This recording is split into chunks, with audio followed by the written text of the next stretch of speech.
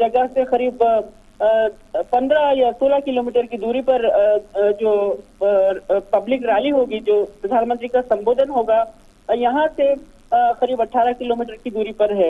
लेकिन प्रधानमंत्री जैसे जैसे आगे बढ़ रहे हैं इस आईपी सर्कल से, फिर प्रधानमंत्री आगे बढ़ेंगे संजय सर्कल पर, और यहाँ पर भारी मात्रा में किसान है। देखिए, मंडिया कृषि प्रधान इलाका है और किसान उनका स्वागत करने के लिए आज पहुंच रहे हैं। आप अंदाजा लगा सकते हैं कैसे इन किसानों के लिए एक सम्मान की बात है। केंद्र सरकार ने किसानों को किस तरह से उनकी आय दुगनी करने के लिए फ्लैगशिप स्कीम तैयार की है, तो किसानों में कुछ हद तक खुशहाली है। और जैसा कि मैंने बताया कि मंडिया वो डिस्ट्रिक्ट था कुछ समय पहले, यहाँ पर सीरियल सुसाइड केसेस यानी आत्महत्या की कहानियां सामने आती थी। किसान लोन के बोझ में दबे रहते थे। तो ये तमाम चीजें अब खत्म करते हुए केंद्र सरकार ने किसानों को एम्पावर किया है। किसान सम्मान निधि के तहत कई किसानों को उनके खाते में डायरेक्ट डीबीटी के जरिए उन तक पैसा पहुंचाने का प्रयास किया है, एक फ्लैगशिप स्कीम किया है।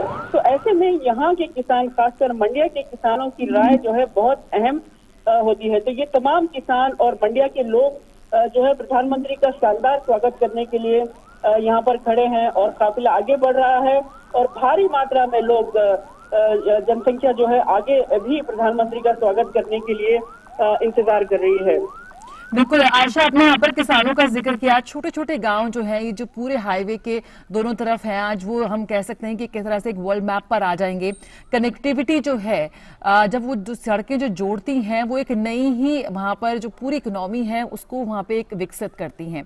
किस तरह से आपको लगता है कि किसानों की जो तमाम योजनाओं का आपने जिक्र किया, कैसे केंद्रीय जो तमाम योजनाएं हैं उसका असर, उसका फायदा यहाँ पर हम जमीनी स्तर पर देख रहे हैं, उन किसानों को मिल रहा है। और यही वजह है कि आज ये तमाम किसान अपनी खास भेंट लेकर, गुड़ लेकर पहुंचे हैं प्रधानमंत्री का स्वागत करने के लिए। हम देख रहे हैं तस्वीरों में इतना ज्यादा उन पर फूल फेंके जा रहे हैं। साथ ही साथ हमारे जो संवाददाता हैं वो ये भी बता रहे हैं कि कैसे वहां जो वहां का खास गुड़ है मांड्या का, उसको लेकर वो वहां पहुंचे हैं प्रधानमंत्री का स्वागत करने के लिए। प्रधानमंत्री को वो गुड़ भेंट करना चाहते हैं। फूलों की बारिश के बीच हम देख रहे हैं और हम प्रधानमंत्री खुद उन पे भी वापस उन्होंने फूल डाला, हमने भी देखा। तो ये स्वागत है, ये प्यार है उन तमाम लोगों का जो यहाँ पहुंचे हैं प्रधानमंत्री का स्वागत करने के लिए। आयशा, किस तरह से आप देखते हैं कि अगर हम पूरे उस राज्य की तस्वीर बदलती हुई यहाँ पे हम देखेंगे, बहुत ही एक मेजर टूरिस्ट सर्किट है वहां पर, हजारों की संख्या में लोग मैसूरू पहुंचते हैं।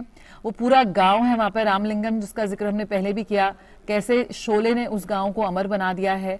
और वहां पर भी तमाम ऐसी योजनाओं की शुरुआत होगी जो, अगर हम टूरिज्म की बात करें, पर्यटन के लिहाज से उस पूरे क्षेत्र की तस्वीर बदलती यहाँ पर नजर आएगी। जी बिल्कुल, देखिए बांग्लादेश से अगर हम मैसूर का सफर शुरू करते हैं तो सबसे पहला पड़ाव आता है बिरदी, जो आर्थिक तौर पर एक इंडस्ट्रियल हब है। और ये अब बिरदी के आगे जो है रामनगरम शहर है जिसे रमेश सिप्पी ने गढ़ बना दिया था। और ये बहुत ही अहम है। यहाँ पे एक बहुत बड़ी पहाड़ी है जहाँ पर एक राम मंदिर है। तो बीजेपी सरकार ने ये ऐलान किया था कि इस पहाड़ी पर एक विशाल राम मंदिर भी बनाया जाएगा, क्योंकि यहाँ पर इस वक्त एक छोटा राम मंदिर है और यहाँ पर कई रामायण से जुड़े कई कथाएं यहाँ पर मशहूर हैं। तो यही वजह है कि रामनगर को टूरिस्ट मैप पर, टूरिस्ट सर्किट से अहम तरीके से जोड़ने के लिए एक विशेष योजना बनाई गई है। और आगे चलते हुए रामनगर जो है एक सिल्क सिटी माना जाता है, विश्व का सिल्क सिटी है। रामनगर में सबसे बड़ा सिल्क मार्केट है और यहीं से सिल्क जो है देश के कोने कोने तक अंतर्राष्ट्रीय बाजार तक पहुंचाया जाता है। और इसके साथ साथ शोले थीम पार्क जो है ये रामनगर रमेश सिप्पी का रामगढ़ रहा। और ये जो लोकेशन है, जो रियल लोकेशन है, वो आज भी उसी तरह की पहाड़ियां हैं। अगर आप वहां से गुजर रहे होते हो तो आपको शोले का हर वो सीन याद आएगा, कहाँ सांबा बैठा था, कहाँ गब्बर सिंह खड़ा था, कहाँ से बसंती का टांगा गुजरता है। ये तमाम चीजें आपको नजर आती है वहां पर, क्योंकि ये रियल लोकेशन है। तो इसको भी एक थीम पार्क बनाने का प्लान है कर्नाटक सरकार के पास। और ये थीम पार्क जब बनेगा, ये भी एक विश्व स्तर का टूरिस्ट सर्किट बनेगा। और आगे चलते हुए चन्नापटना शहर है, जो छोटा गाँव है जहाँ पर लकड़ी के खिलौने बहुत ही मशहूर है। लोकल से लोकल की बात करते हुए इन लकड़ी के चन्नपटना के लकड़ी के खिलौनों की बात कही है और इसके लिए अंतर्राष्ट्रीय बाजार और बढ़ता जा रहा है। तो चन्नपटना से आगे आप आएंगे तो मंड्या है, मथुर, मंड्या, ये दोनों शहर कृषि प्रधान शहर हैं और मंड्या जो है शुगर बॉल ऑफ इंडिया माना जाता है, शक्कर नाडु कहा जाता है कर्नाटक में। और यही पर प्रधानमंत्री नरेंद्र मोदी अब लोगों से मिल रहे हैं। यहाँ इससे थोड़ा आगे अगर आएंगे तो प्रधानमंत्री मद्दूर पहुंचेंगे और मद्दूर में गेजलगेरे ग्राउंड में प्रधानमंत्री नरेंद्र मोदी की विशाल सभा, विशाल रैली है और यहाँ प्रधानमंत्री नरेंद्र मोदी हजारों, लाखों की संख्या में, करीब 2.5 लाख से ज्यादा लोग यहाँ पर जुटे हुए हैं। इन तमाम लोगों को आज संबोधित करेंगे। तो बहुत ही खास दिन मंड्या के लोगों के लिए, मजदूर के लोगों के लिए। 40 साल के बाद मंड्या मजदूर के छोटे शहर पहुंचते हैं, यहाँ के लोगों के लिए विकास की योजनाएं लाते हैं। और जो 10 लेन एक्सप्रेस वे है, ये एक सौगात है इस इलाके के लोगों के लिए। और 10 लेन एक्सप्रेस वे जो national highway authority of India ने तैयार किया है, बहुत ही एडवांस डिजाइनिंग और अत्याधुनिक टेक्नोलॉजी के साथ इसको तैयार किया गया है। और ये 10 लेन हाईवे का प्रधानमंत्री अब कुछ देर में अमरावती होटल के बने उसका औपचारिक तौर पर उद्घाटन करेंगे और देश को समर्पित करेंगे। ये जो 10 लेन हाईवे है, बैंगलोर से निजगट्टा तक और फिर निजगट्टा से मैसूर तक का 2 फेज लेन है। और ये जो हाईवे है अलग अलग स्थल से बनाया गया है। इसमें ग्रीन फील्ड है और ब्राउन फील्ड का जो कॉम्बिनेशन है, उसके तहत इस हाईवे पर कई सारे इस हाईवे आते हुए आपको कई सारे ब्रिजेस मिलेंगे। रेलवे ब्रिजेस हैं, करीब 40 से ज्यादा ओवर ब्रिजेस और सबवेज यहाँ पर हैं। और खास बात ये भी है कि इस हाईवे को बनाते हुए यहाँ तक कि यहाँ इस बात का भी ध्यान रखा गया है कि पशुओं को रोड क्रॉस करने में कोई दिक्कत ना हो, इसके लिए भी अलग सा एक ब्रिज बनाया गया है। क्योंकि जैसा कि मैंने बताया, ये पूरा इलाका जो है कृषि प्रधान इलाका है, तो पशुओं को सड़क पार करते हुए दिक्कत ना हो, इसके लिए भी इस हाईवे में डिजाइन में इंटीग्रेट किया गया है। तो ये बहुत खास और अत्याधुनिक टेक्नोलॉजी और एडवांस डिजाइन के तहत इस हाईवे को तैयार किया गया है। प्रधानमंत्री अब इस हाईवे का उद्घाटन अमरावती होटल के करीब करेंगे और फिर आगे बढ़ेंगे।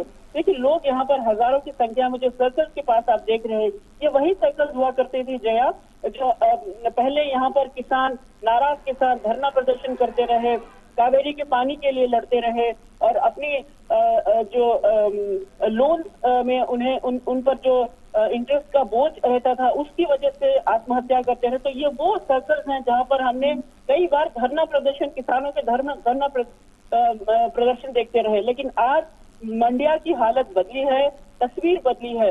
यहाँ पर किसान आज प्रधानमंत्री को बड़े गर्व से प्रधानमंत्री का स्वागत करने के लिए पहुंचे हैं और प्रधानमंत्री का स्वागत करने के लिए, जैसा कि मैंने बताया, अपनी मिठास के साथ, मंड्या की मिठास के साथ गुड़ के गिफ्ट लेकर किसान यहाँ पर प्रधानमंत्री को स्वागत करने के लिए आप देख सकते हैं सड़कों के दोनों ओर भारी मात्रा में लोग, महिलाएं हैं, बच्चे हैं, छात्र हैं, स्टूडेंट्स हैं, ये तमाम लोग प्रधानमंत्री का स्वागत करने के लिए यहाँ पर बेसब्री से इंतजार करते रहे। जी बिल्कुल आयशा, तस्वीर यहाँ पर बदली है। जिस तरह से हमारे संवाददाता कह रही हैं कि पहले जो तस्वीर थी वो थी किसानों के प्रदर्शन की, अपनी हक की लड़ाई की, अपनी मांगों के साथ, लेकिन आज वही प्रदर्शनकारी जो किसान है वो गर्व के साथ मांड्या की मिठास लेकर पहुंचे हैं प्रधानमंत्री का अभिवादन करने, उनका स्वागत करने। फूलों की बारिश के साथ वो प्रधानमंत्री का स्वागत कर रहे हैं और हमेशा से हम देखते हैं कि प्रधानमंत्री भी उसी ऊर्जा के साथ, उसी स्नेह के साथ उनके अभिवादन को स्वीकारते हैं और वो भी उनके ऊपर वापस फूलों की बारिश कर रहे हैं। यही जो रिश्ता है, जो राब्ता है एक प्रधान सेवक का अपने जनता के साथ, उसकी झलक हम यहाँ पर देख सकते हैं इस रोड शो में। बेहद महत्वाकांक्षी परियोजना राष्ट्रीय राजमार्ग 275 बेंगलुरु निदाघटा मैसूरू खंड, जिसको आज राष्ट्र को समर्पित करेंगे प्रधानमंत्री नरेंद्र मोदी। पहले जो समय लगता था वो अब एकदम आधा हो जाएगा। करीब 10 लेन का ये एक्सप्रेसवे है, बेंगलुरु मैसूरू एक्सप्रेसवे। बेंगलुरु मैसूरू एक्सप्रेसवे की बात करें तो इसमें 4 रेल ओवरब्रिज, 9 महत्वपूर्ण पुल, 40 छोटे पुल और 89 अंडरपास और ओवरपास का विकास भी इसमें हुआ है। बेहद कम समय में ये बनकर तैयार हुआ है, जिसे आज प्रधानमंत्री अपने राष्ट्र को समर्पित करने जा रहे हैं। आयशा, प्रधानमंत्री का ये रोड शो है, आज वो संवाद कर रहे हैं वहां के लोगों से, आज वो एक रैली को भी संबोधित करेंगे। किस तरह से लगता है आपको कि ये जो चुनावी हलचल है वो आज प्रधानमंत्री के वहां पहुंचने पर एक अलग ही रफ्तार पकड़ लेगी? जी बिल्कुल, कर्नाटक में अगले महीने चुनाव है और बीजेपी के कार्यकर्ता इस बात से काफी उत्सुक हैं कि प्रधानमंत्री का यहाँ पर आना और यहाँ पर विकास की योजनाओं का आगाज करना और शिलान्यास करना, ये बहुत अहम है इस क्षेत्र के लोगों के लिए। देखिए, बीजेपी हमेशा से ये मानती रही है, हमेशा से एक्सेप्ट करती है कि बीजेपी का ओल्ड मैसूर रीजन में ये जो इलाका है, मंड्या, मद्दूर, चामराजनगर, ये तमाम इलाके जो हैं, 7 डिस्ट्रिक्ट हैं, ओल्ड मैसूर रीजन कहा जाता है। और बीजेपी हमेशा से इस बात को एक्नॉलेज करती है कि इस क्षेत्र में बीजेपी को और मेहनत करनी होगी और यही वजह है कि लगातार बीजेपी के वरिष्ठ नेता, केंद्रीय मंत्री यहाँ पर आते रहे हैं और विश्वास लोगों में जताते रहे हैं, केंद्र सरकार की योजनाओं दूर दूर तक पहुंचाते रहे हैं। तो ये ओल्ड मैसूर रीजन बहुत ही अहमियत रखता है बीजेपी के लिए और इस क्षेत्र में करीब 61 सीट है और बीजेपी के कार्यकर्ता ये मानते हैं कि इस क्षेत्र में अगर बीजेपी 30 या 35 सीट जीतने में कामयाब हो जाती है तो बीजेपी कर्नाटक में एक स्थिर सरकार बनाने में बीजेपी के लिए आसानी हो सकती है और बीजेपी अपनी जो विकास की गति है उसे बरकरार रख सकती है। तो ये जो बीजेपी के कार्यकर्ताओं का मानना है, जो उत्साह है बीजेपी के कार्यकर्ताओं में इस बात को लेकर, यही वजह है कि लगातार पिछली बार भी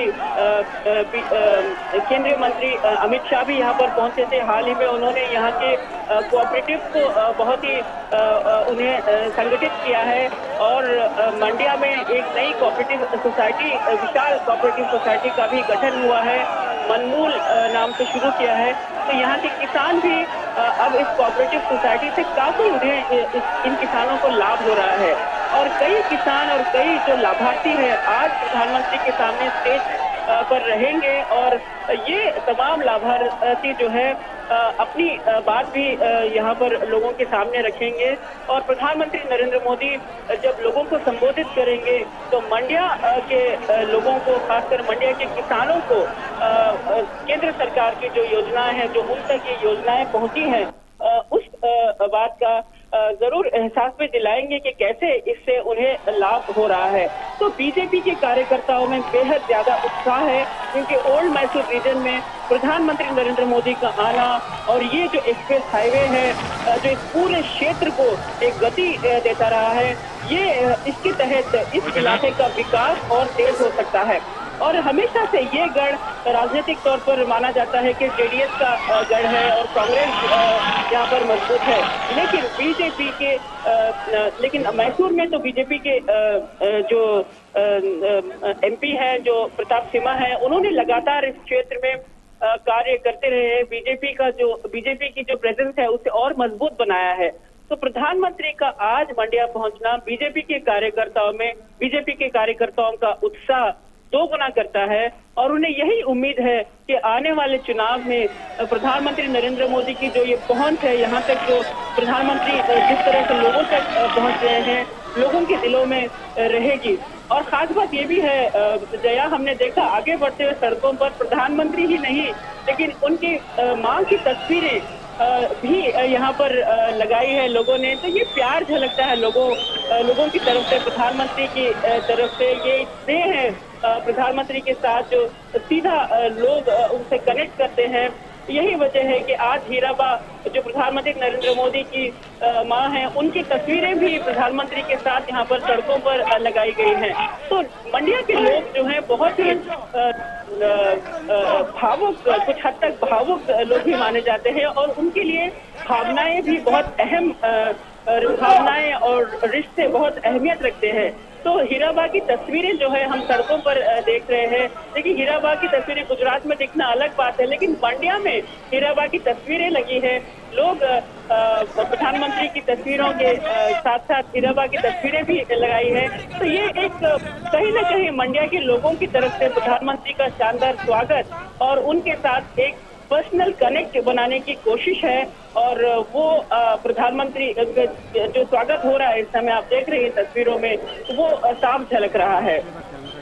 बिल्कुल है, तो प्रधानमंत्री का शानदार स्वागत मांड्या पहुंचने पर और फूलों की बारिश के साथ वहां के जो लोग हैं वो प्रधानमंत्री का स्वागत कर रहे हैं।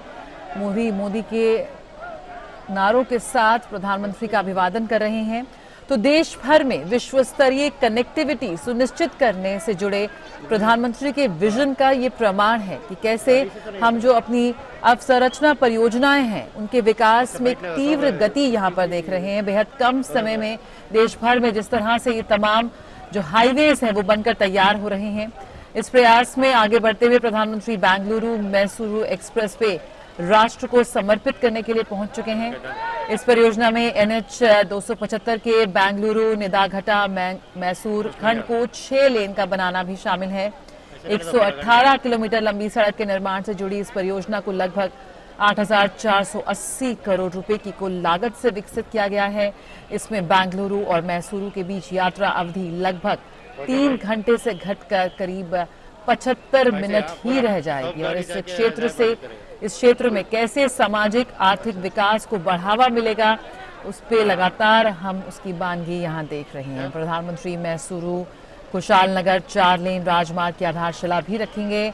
92 किलोमीटर में फैली इस परियोजना को करीब 4,130 करोड़ रुपए की लागत से विकसित किया जाएगा।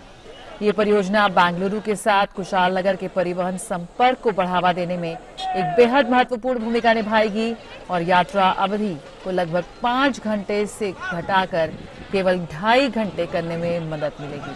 कह सकते हैं यात्रा की अवधि वर्तमान की तुलना में बिल्कुल आधी रह जाएगी। तो रोड शो यहाँ पर प्रधानमंत्री का मांड्या में आज पहुंचे हैं प्रधानमंत्री और बेहद शानदार स्वागत यहाँ पे किया जा रहा है।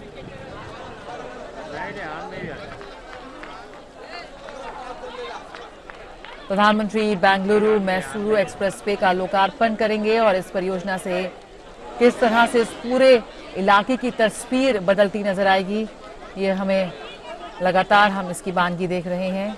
आज प्रधानमंत्री का कर्नाटक के मांड्या और हुबली धारवाड़ का दौरा है। लगभग 16,000 करोड़ रुपए की परियोजनाओं का वो लोकार्पण करेंगे और शिलान्यास करेंगे।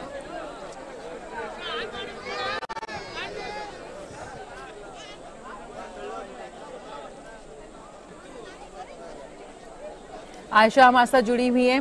आयशा, आज अगर हम बात करें पूरे दिन की बात करें तो मांड्या के बाद IIT धारवाड़ भी राष्ट्र को समर्पित करेंगे। सुना हमने IIT के लोगों को कि कैसे आज के बाद वो कह सकते हैं अगर संरचना की बात हो तो बेहद आत्मनिर्भरता की ओर वो कदम उठा रहे हैं। 2019 फरवरी में उन्होंने इस पूरी परियोजना की आधारशिला रखी थी और अब वो बनकर तैयार है। जी हाँ, बिल्कुल। प्रधानमंत्री एक तरफ कनेक्टिविटी और इंफ्रास्ट्रक्चर को मजबूती दे रहे हैं कर्नाटक को इसके जरिए इकोनॉमिक ग्रोथ डबल इंजन सरकार की एक नीड बता रहे हैं। तो दूसरी तरफ प्रधानमंत्री शिक्षा क्षेत्र में भी काफी कुछ कर्नाटक के लिए कर्नाटक को देते नजर आते हैं, क्योंकि अब IIT जो है धारवाड़ IIT लंबे समय से उत्तर कर्नाटक के लोगों का एक सपना था और धारवाड़ के सांसद जो है केंद्रीय मंत्री प्रहलाद जोशी लगातार इसके लिए कई सालों से उन्होंने इसके लिए स्ट्रगल किया था और आखिरकार 2019 में IIT जो है धारवाड़ को बजट में अलॉट किया गया और अब ये IIT तैयार है। तो यहाँ की जो उच्च स्तरीय शिक्षा है और यहाँ के जो एडवांस्ड कोर्सेज हैं, इन तमाम एजुकेशनल फैसिलिटीज के जरिए न केवल कर्नाटक उत्तर कर्नाटक बल्कि देश के अलग अलग क्षेत्र से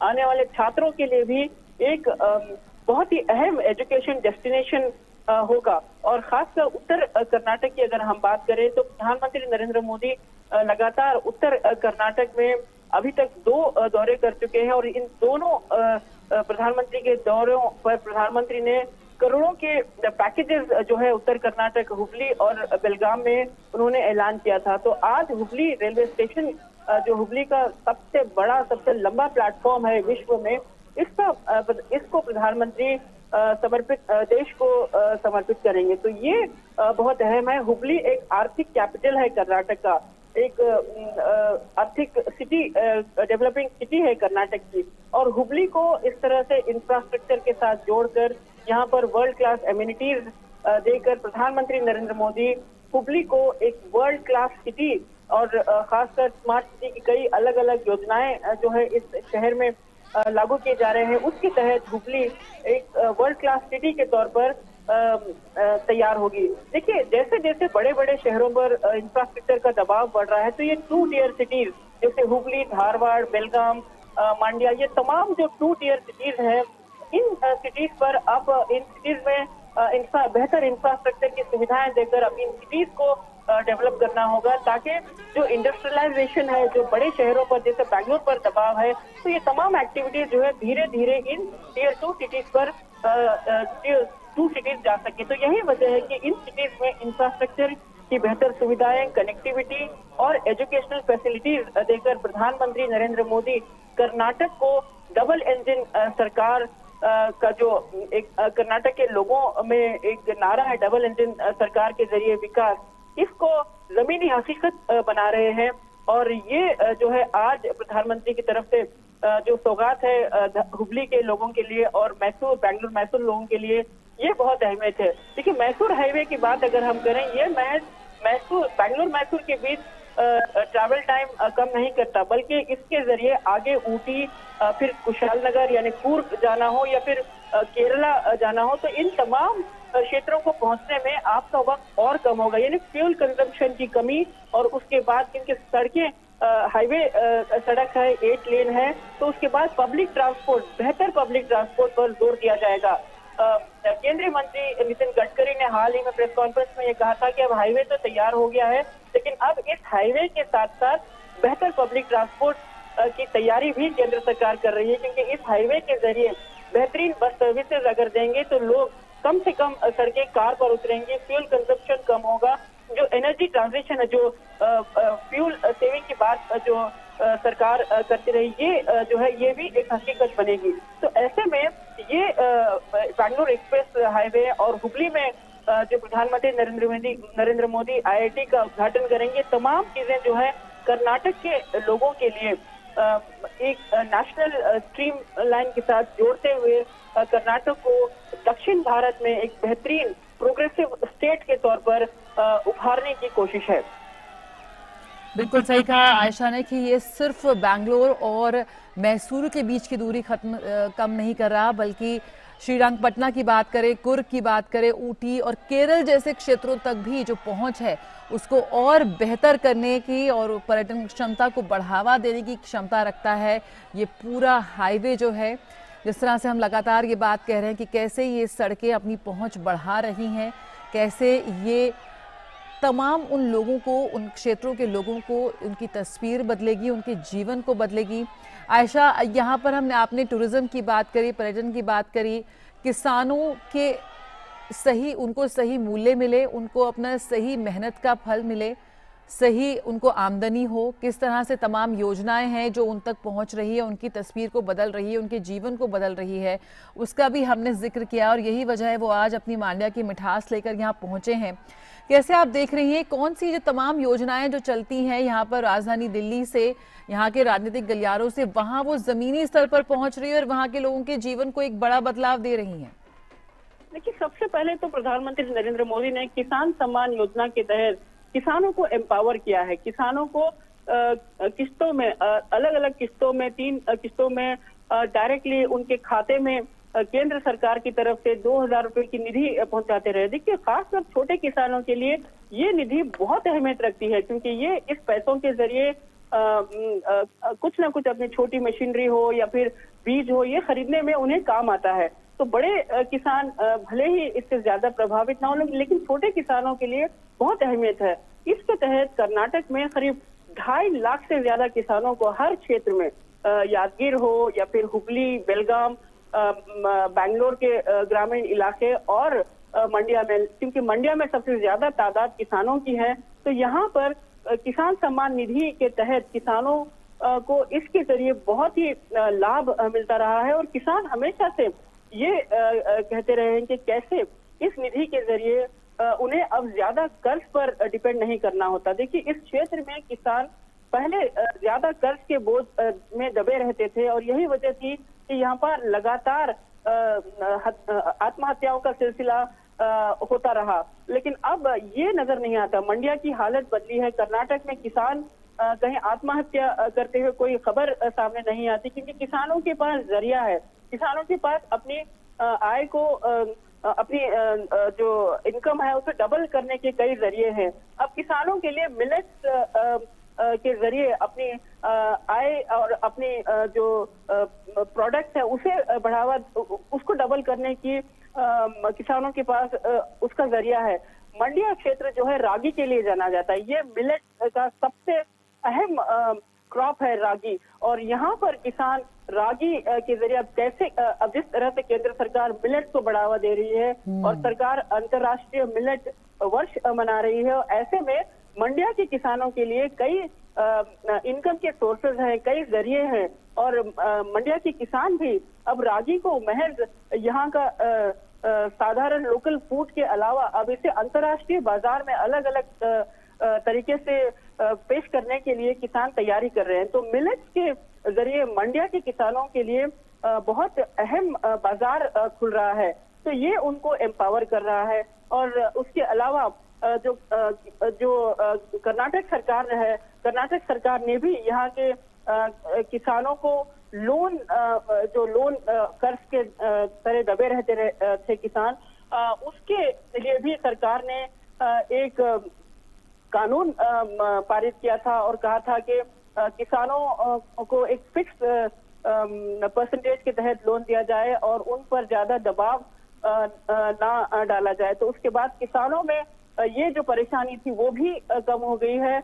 और इसके साथ साथ किसानों के लिए जो अब इस सड़क के जरिए किसानों के लिए अपने उत्पाद, अपने शुगर केन जो क्रॉप है उसको फैक्ट्रियों तक, कारखानों तक पहुंचाने के लिए अब किसानों को ज्यादा वक्त जाया नहीं करना पड़ेगा, ये भी एक अहम है। और इसके जरिए किसान तेज गति से अपना जो प्रोड्यूस है, अपना जो क्रॉप कारखानों तक पहुंचाते हैं, उसको उसे भी इस सड़क के जरिए किसानों को बल मिल सकता है। तो किसानों की अगर हम बात करें तो मंडिया वो शहर है, मंडिया वो क्षेत्र है जहां पर किसानों की अगर खुशहाली है तो ये माना जा सकता है कि इस पूरे क्षेत्र में खुशहाली आ सकती है। तो ये अहम बात है। और प्रधानमंत्री नरेंद्र मोदी किसानों को एम्पावर करने के लिए जो कोशिशें करते रहे, मंडिया के किसानों तक ये तमाम कोशिशें पहुंचती रही है। बिल्कुल, इस वक्त हम देख सकते हैं किस तरह से प्रधानमंत्री इस वक्त एक रोड शो कर रहे हैं मांड्या में, कर्नाटक के मांड्या में रोड शो उनका जारी है। बड़ी संख्या में लोगों की भीड़ सड़कों के दोनों ओर लंबी कतारों में खड़ी है और प्रधानमंत्री की गाड़ी पर उन पर फूलों की बारिश की जा रही है।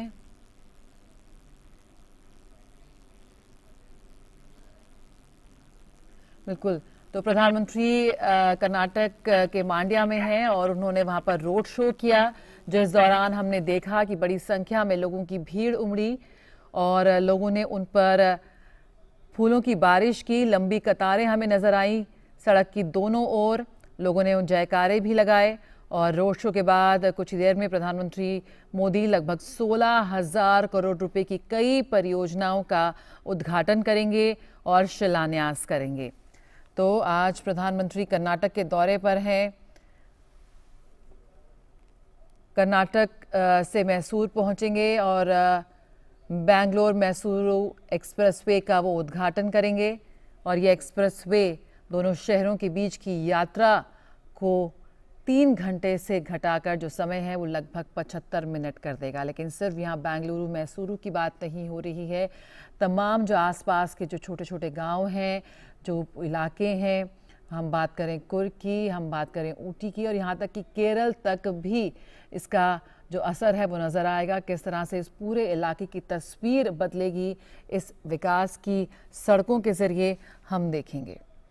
और उसके बाद प्रधानमंत्री नरेंद्र मोदी श्री सिद्धारूढ़ स्वामी जी हुबली स्टेशन पर दुनिया के सबसे लंबे रेलवे प्लेटफॉर्म का उद्घाटन भी करेंगे। हाल ही में Guinness book of world record ने इसको मान्यता दी है। इस रिकॉर्ड को करीब 20 करोड़ की लागत से ये जो प्लेटफॉर्म है वो बनाया गया है। और भी तमाम योजनाओं की प्रधानमंत्री लीव रखेंगे। ग्रामीण इलाकों की बात करें तो धारवाड़ के ग्रामीण इलाकों में जल आपूर्ति को और बढ़ाने के लिए प्रधानमंत्री धारवाड़ बहुग्राम जल आपूर्ति योजना की आधारशिला रखेंगे। तो बेहद अहम है ये प्रधानमंत्री का दौरा। कई सौगातें लेकर आए हैं आज वो कर्नाटक के लोगों के लिए। आयशा, यहाँ पर हम किसानों की बात कर रहे हैं, किस तरह से किसानों को सशक्त किया जा रहा है। लेकिन अगर हम बात करें व्यापार की, बेंगलुरु आईटी सिटी कहा जाता है, हमारे देश की सिलिकॉन वैली कहा जाता है। किस तरह से आप देखते हैं जब बात होती कनेक्टिविटी की, तमाम तरह के समिट्स इस वक्त G20 की जब अध्यक्षता की बात हो रही है, तमाम तरह के समिट्स हम कर रहे हैं। पूरे विश्व भर से जो डेलीगेशंस हैं, जो व्यापारी मंडल है वो आज पहुंच रहा है भारत कोई द मोस्ट फेवर्ड नेशन की हम बात करें, अगर बिज़नेस की बात करें, ईज़ ऑफ डूइंग बिज़नेस की बात करें, तमाम जो चीज़ें हैं वो अब भारत के नाम के साथ जुड़ गई हैं। किस तरह से लगता है अब आपको ये जो तमाम जो कनेक्टिविटी पर बहुत ज़्यादा ध्यान सरकार की ओर से दिया जा रहा है, कहीं ना कहीं जो उसका पूरा रिपल इफेक्ट है वो यहाँ पर भी नज़र आएगा। अगर हम बात करें पूरे देश के व्यापार को बढ़ाने की, जो हमारी जो फास्टेस्ट ग्रोइंग इकोनॉमी है उसे और पंख देने की। जी हाँ, देखिए बैंगलोर भारत का सिलिकॉन सिटी माना जाता है और बैंगलोर वो शहर है जो ग्लोबल मैप पर आईटी के लिए जाना जाता है। और अब ये बैंगलोर शहर से जो आईटी इंडस्ट्री की ग्रोथ हुई, अब इसको बैंगलोर से बाहर लाने की कोशिश है। और यही वजह है कि इसे अब मैसूर, मैंगलोर, हुबली, बेलगाम और धारवाड़ जैसे टियर 2 सिटीज में आईटी इंडस्ट्रीज की ग्रोथ के लिए फैसिलिटीज तैयार की जा रही हैं। और विश्व स्तर पर देखा जाए तो बैंगलोर G20 में भी बैंगलोर वो डेस्टिनेशन है जहां से कई डेलीगेट बैंगलोर के आईटी हब और Indian institute of science research institute आते हैं और यहाँ पर यहाँ के जो सक्सेस स्टोरीज है उसे देखना चाहते हैं। हमने देखा बैंगलोर में जितने भी G20 मीट हुए, यहाँ पर तमाम डेलीगेट जो है इंडियन इंस्टीट्यूट ऑफ साइंस के सक्सेस स्टोरीज देखना चाहते रहे, जो patent Indian institute of science ने तैयार किए उन्हें देखना चाहते रहे। और ये इन्फोसिस जैसे वर्ल्ड क्लास ग्लोबल जायंट जो आईटी कंपनी है वहां का दौरा किया। तो Bangalore silicon city of India तो है ही, और अब यही वजह है कि इस शहर पर दबाव बढ़ गया, इंफ्रास्ट्रक्चर का दबाव बढ़ने के चलते अब टियर 2 सिटीज जो हैं यहाँ पर इंडस्ट्रीज ग्रोथ के लिए कॉरिडोर्स बनाए जा रहे हैं, फैसिलिटीज तैयार की जा रही हैं। और national highways authority of India का भी एक प्लान है कि जो एक्सप्रेस हाईवे के जो दोनों साइड में जमीन है वहाँ पर national highway authority of India जो है कॉम्प्लेक्सेस बनाएगी, एजुकेशनल कॉम्प्लेक्सेस बनाने के लिए जगह देगी। राज्य सरकार को इस क्षेत्र में इंडस्ट्रीज कॉरिडोर बनाने के लिए जगह दी जाएगी। तो ये तमाम चीजें सड़क के साथ जुड़ी हुई हैं। कनेक्टिविटी एक अहम ब्रिज है इस पूरे डेवलपमेंट के लिए, इस इकोनॉमिक ग्रोथ के लिए। और अब इस शहर में जो डेवलपमेंट इन तमाम शहरों में जो छोटे शहर हैं इस सड़क से जुड़े, यहाँ पर भी डेवलपमेंट और ग्रोथ के लिए काफी स्कोप बढ़ाया जा सकता है। तो यही वजह है कि एक एक्सप्रेसवे अगर एक शहर दो शहरों को जोड़ता है तो उसके बीच का जो रास्ता होता है उसके हर एक पड़ाव पर इकोनॉमिक ग्रोथ और आर्थिक ग्रोथ और सामाजिक एम्पावरमेंट यानी सोशल एम्पावरमेंट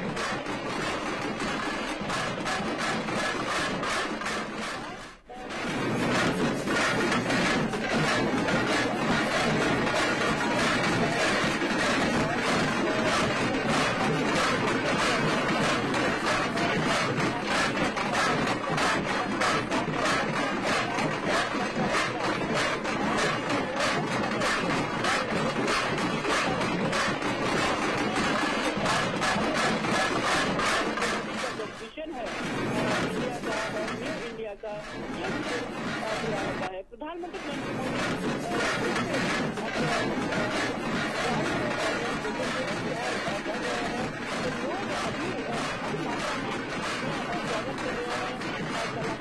यहाँ पर जुटे हुए हैं और तमाम लोग उनका स्वागत करते हैं। कर्नाटक के जो फोक आर्ट है, डांस कल्चर है, उसका प्रदर्शन यहाँ पर देखा जा सकता है। जैसे कि मैंने बताया, मंड्या के लोग कुछ हद तक बहुत ही सोशल पारिवारिक वैल्यू से जुड़े होते हैं, तो प्रधानमंत्री को एक अपने मेहमान की तरह वो उनका स्वागत कर रहे हैं और पूरी मेहमान नवाजी में कोई कसर नहीं छोड़ी है। बिल्कुल, हम देख सकते हैं बेहद खूबसूरत तरीके से यहाँ पर मांड्या के जो लोग हैं वो अभिवादन कर रहे हैं, प्रधानमंत्री का स्वागत कर रहे हैं। आयशा लगातार बता रही है हमारे संवाददाता कि कैसे बेहद सरल सहज लोग हैं, अपनी संस्कृति से जुड़े हुए, अपने जड़ों से जुड़े हुए, और जो कर्नाटक की लोक गीत और संगीत के साथ यहाँ पर प्रधानमंत्री का स्वागत किया जा रहा है, उनका अभिवादन किया जा रहा है। इसके पहले हमने देखा कि कैसे रोड शो के दौरान भी बेहद गर्मजोशी के साथ, बेहद उत्साह के साथ हजारों की संख्या में लोग कतार बनाकर खड़े रहे सड़क के दोनों तरफ और प्रधानमंत्री पर फूलों की बारिश की और उनका स्वागत किया। मांड्या वो पहुंचे हैं और एक लंबे समय के बाद एक प्रधानमंत्री पहुंचा है इस मांड्या के जगह पर, और यही वजह है कि बेहद गर्मजोशी के साथ, लोक संस्कृति के रंगों के साथ, लोक गीत संगीत के साथ, ढोल के नगाड़ों के साथ, इसकी थाप के साथ प्रधानमंत्री का स्वागत किया जा रहा है। और प्रधानमंत्री ही उतनी खुशी के साथ, जोश के साथ, ऊर्जा के साथ उनके इस अभिवादन को स्वीकार कर रहे हैं और उनके इस गीत संगीत और उनकी संस्कृति का सम्मान कर रहे हैं।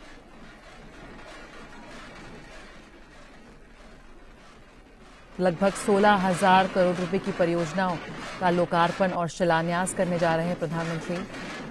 आज कर्नाटक के मांड्या और हुबली धारवाड़ के दौरे पर हैं। बेहद महत्वपूर्ण ये दौरा है जहां इस पूरे इलाके के लोगों की जिंदगी में एक बड़ा बदलाव वो लाने वाला है।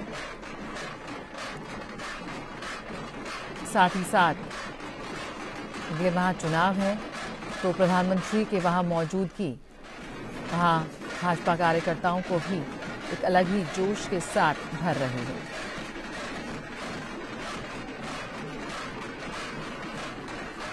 आयशा, हम कह सकते हैं कि इस वक्त जो भारत है वो वर्ल्ड मैप पर एक बेहद प्रमुख पोजीशन पर आ गया है। पूरा विश्व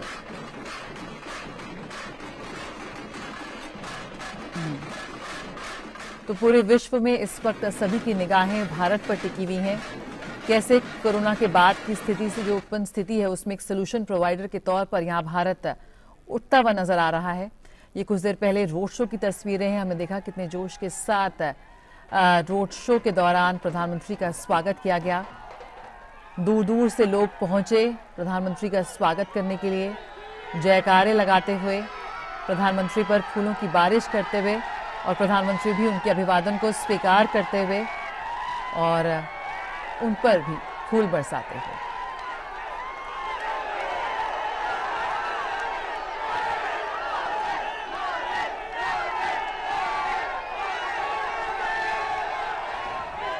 मौसम भी वहाँ गर्म रहता है, लेकिन इतनी धूप में और गर्मी के बावजूद हम देख सकते हैं कि बड़ी संख्या में लोग पहुंचे हैं। और जैसा कि हमारी संवाददाता बता रही थी कि सिर्फ फूल लेकर ही नहीं पहुंचे हैं, बल्कि मांड्या की मिठास लेकर पहुंचे हैं।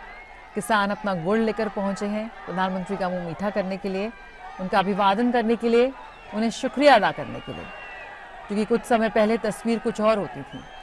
तस्वीर होती थी जब किसान प्रदर्शन कर रहे हैं, लेकिन अब किसान यहाँ पर फूल लेकर स्वागत कर रहे हैं प्रधानमंत्री का। आयशा, कैसे एक विभिन्न क्षेत्रों में भारत की जो प्रगति है उसकी बानगी हम लगातार यहाँ पर देख रहे हैं। आज वेस्टर्न टेक्नोलॉजी के कंज्यूमर के तौर पर नहीं, बल्कि टेक्नोलॉजी जनरेटर के तौर पर भारत की पहचान हो रही है।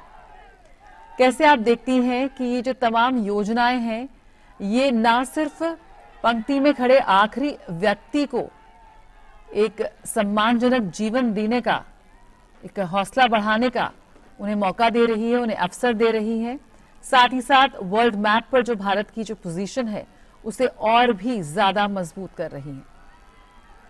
जी हाँ, बिल्कुल सही कहा जया आपने। ये बात सामने नजर आती है जब G20 की जो भारत की अध्यक्षता में जो मीटिंग हो रही है अलग अलग शहरों में, ये साफ तस्वीर जो है G20 देशों के सामने भी नजर आती है। और जब इस G20 बैठक में डेलीगेट्स भारत की उन तमाम फ्लैगशिप स्कीम्स के बारे में बात करते हैं, उसे जानने की कोशिश करते हैं, खासकर कुछ लो इनकम नेशंस वो चाहते हैं कि भारत ने जो लोगों के लिए फ्लैगशिप स्कीम्स तैयार की है, वेलफेयर स्कीम्स तैयार की है, ये उनके देश में उन्हें डुप्लीकेट करने में भारत मदद करे। तो ये एक उदाहरण बनता है कि कैसे प्रधानमंत्री नरेंद्र मोदी ने अपने नेतृत्व में इन तमाम योजनाओं को उस दिशा में तैयार किया है, जिस तरह से देश का हर एक शख्स को यानी last man in the Q तक उसका लाभ मिले।